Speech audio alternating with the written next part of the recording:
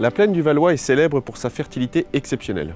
Dès l'époque gauloise, des fermes dispersées dans le paysage exploitent ces terroirs et elles seront remplacées à la période suivante par les villas gallo-romaines. Au XIe siècle, l'habitat dispersé se regroupe et forme le village de Raret. Les habitants exploiteront désormais ces terroirs et ces territoires pour les habitants ainsi que pour les fermes voisines. C'est ce que je vais vous expliquer maintenant et c'est ce qu'on va voir à travers plusieurs exemples de fermes de Raret.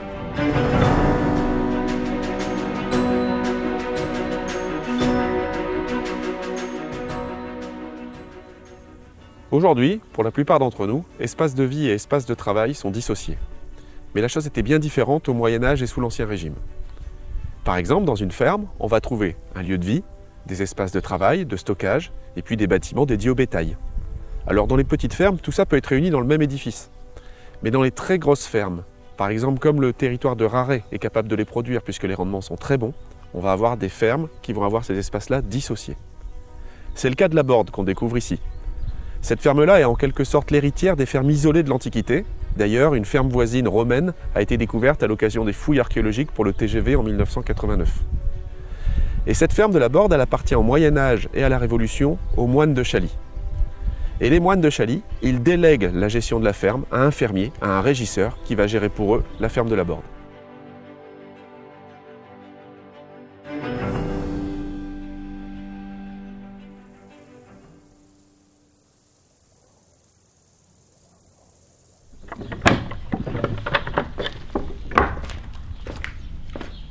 La vieille ferme est close d'une enceinte sur laquelle s'adossent les différents bâtiments.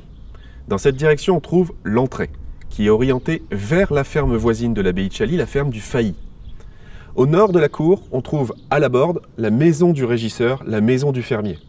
Et puis autour d'une grande cour rectangulaire s'organisent tous les bâtiments techniques, granges, écuries, étables, qui vont servir à faire fonctionner la ferme.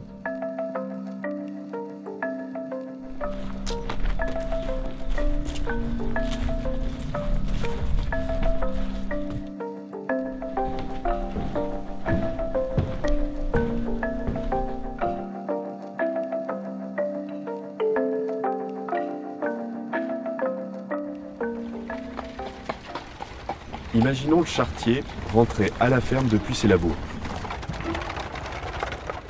Il dépose d'abord le harnachement ainsi que la charrue. Puis il amène les chevaux au pédiluve pour leur permettre de se laver et de se rafraîchir. Enfin, il les accompagne aux écuries, il les réinstalle dans les boxes et puis il les nourrit par le mangeoire.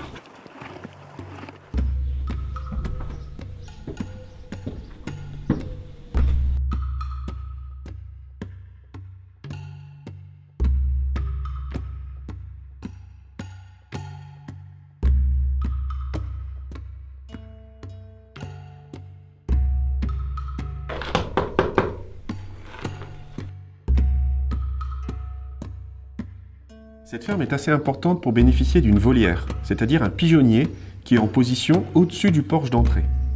Alors, évidemment, à l'intérieur, on y trouve des pigeons qui sont dans chacun des boulins que vous apercevez là, les trous. Mais ces pigeons ne sont pas du tout des pigeons voyageurs, contrairement à une idée reçue. Il s'agit bien de pigeons alimentaires. Ils ont un autre intérêt, c'est qu'on récupère leur fiente, avec laquelle on en profite pour faire un engrais naturel.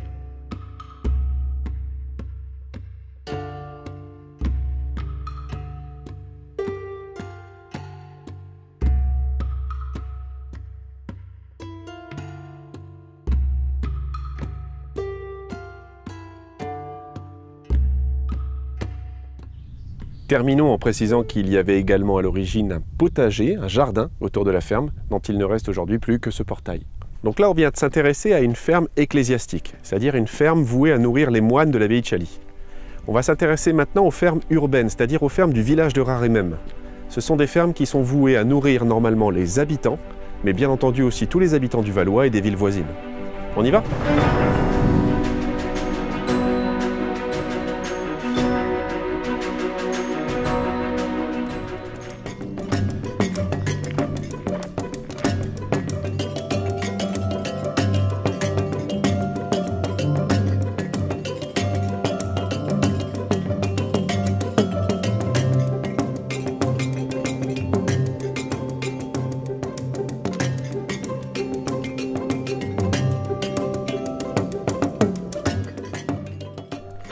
Les fermes urbaines respectent à peu près le même schéma que celui que nous venons d'exposer, à savoir une cour intérieure autour de laquelle s'organisent des bâtiments. On pénètre dans cette cour par la porte que vous apercevez là, et le plus beau des bâtiments qui s'organisent autour de la cour, c'est toujours le manoir du maître de maison, ici en l'occurrence par exemple le manoir de la ferme de Zotel. Alors la famille de Zotel, justement, c'est une famille intéressante pour nous à Raret, puisqu'elle est celle qui, en l'absence du seigneur de Raret, est en même temps la fonction de châtelain, la fonction de concierge. C'est-à-dire que c'est eux qui gèrent la seigneurie quand le seigneur n'est pas là. Il y a aussi d'autres belles fermes dans le village. Je pense par exemple à la ferme des Bouchers de Compiègne, qui est un petit peu plus loin dans cette direction. Le mur, il a été refait, parce qu'à l'origine, là, il y a la place du village. Et il y a là, il y a la ferme des Bouchers. Les Bouchers de Compiègne, ils sont là. Parmi les nombreuses fermes de Raret, il y a 2 fermes au statut particulier.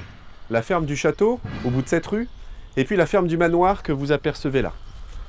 Contrairement à la ferme Parmentier, sa voisine, il s'agit d'une ferme seigneuriale. Et en l'occurrence, elle est même à la tête d'un fief, c'est-à-dire d'une petite seigneurie, d'une petite enclave au sein de la grande seigneurie de Raret. Cette ferme-là est donc une ferme seigneuriale, une maison seigneuriale, qui, dans les sources anciennes, nous est décrite comme étant composée d'un logis, d'une cour, d'une grange, d'une place et d'un jardin, c'est-à-dire tout un ensemble. Et on sait qu'elle est à la tête d'une centaine d'arpents de terre, soit environ 40 hectares. C'est donc un fief noble qui veut le montrer. Et c'est pour ça qu'elle se part d'une architecture particulière, cette maison, notamment des 2 petites tourelles de briques que vous apercevez, qui n'ont aucune fonction militaire, mais qui veulent le faire croire. Et elle se part également d'un beau pigeonnier sur pied, qui est normalement un privilège seigneurial, un privilège noble.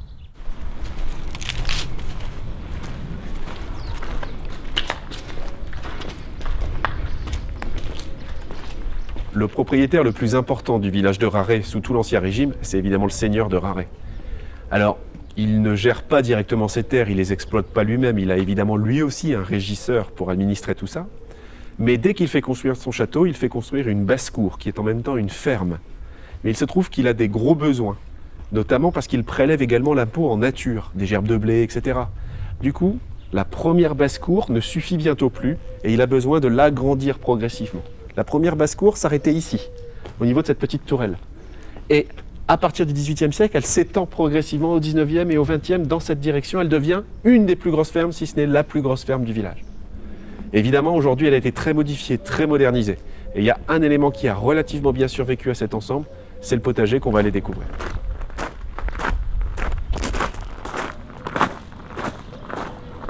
Même si beaucoup des bâtiments de la basse-cour ont disparu, il reste toujours un petit coin de potager comme vous le découvrez là. Alors évidemment, aujourd'hui, c'est beaucoup plus modeste.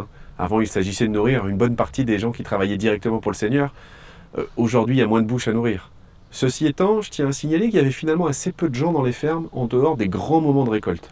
C'est-à-dire qu'au courant de l'année, en dehors du Seigneur et de sa famille, bien sûr, il n'y a à nourrir que quelques bouches. C'est-à-dire 1 ou 2 valets de ferme, 1 ou 2 gestionnaires, la bonne, et ça suffira amplement à faire tourner tout le domaine pendant 8 à 9 mois par an.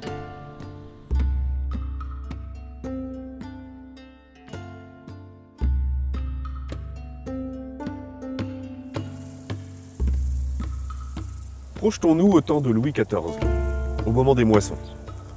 Le village est en effervescence et il va falloir faire vite pour la récolte, car un orage menace et la pluie pourrait gâter le grain.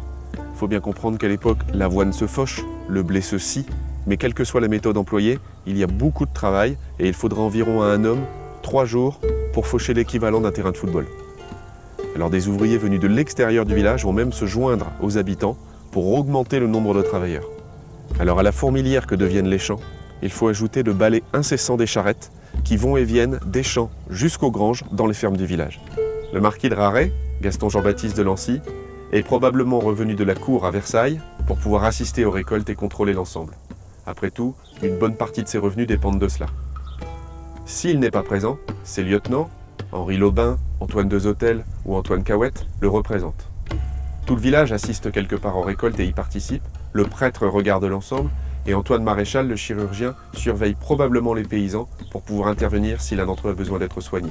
Vous comprenez bien que c'est le moment de l'année le plus important et que, économiquement, tout le destin du village en dépend. L'agriculture moderne à Raret a considérablement modifié les fermes urbaines. Le manoir, la ferme de Zotel, la ferme Parmentier ne sont aujourd'hui presque plus que des habitations. Par contre, un changement majeur est survenu à Laborde, où à la vieille ferme de la Borde s'est substituée progressivement une nouvelle ferme, la Nouvelle Borde. Et en l'occurrence, cette ferme est le fruit de la mutualisation des moyens par 4 agriculteurs, ainsi que leurs parcelles et leurs investissements. Désormais, cela fait rentrer de plein pied la Borde dans la modernité, et il ne s'agit plus de faire rentrer les vieilles charrues de l'Ancien Régime, mais plutôt les engins modernes de l'agriculture.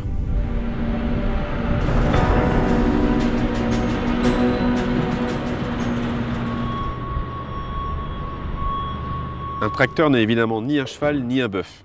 C'est la raison pour laquelle on va avoir des besoins très différents sur les fermes modernes. Là, vous découvrez par exemple un hangar, là-bas un espace administratif et au milieu, le grand atelier avec ses grandes portes qui permettent d'y faire entrer les engins. Évidemment, tout ça peut paraître surdimensionné et aurait probablement paru aux anciens d'ailleurs démesuré, mais c'est à la mesure de ce que l'agriculture moderne réclame.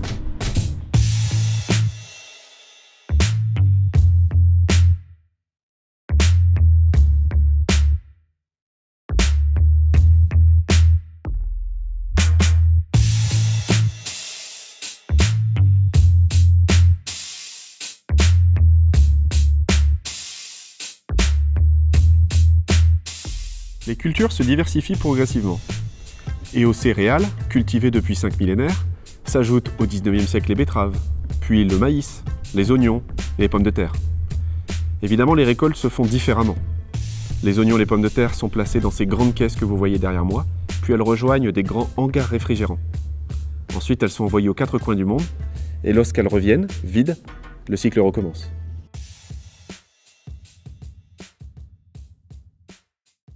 Finalement, vous l'avez compris, le patrimoine agricole de Raret est remarquable, à l'image de la ferme de la Borde d'ailleurs. Pourtant, celle-ci s'intègre aujourd'hui dans un circuit mondialisé. Mais depuis le Moyen-Âge au moins, le premier rôle de toutes ces fermes est d'alimenter le terroir et le territoire voisin. C'est ce qu'on voit réapparaître avec les circuits courts de l'agriculture biologique. Et on le devine ainsi, une nouvelle page de l'histoire des fermes de Raret reste à écrire.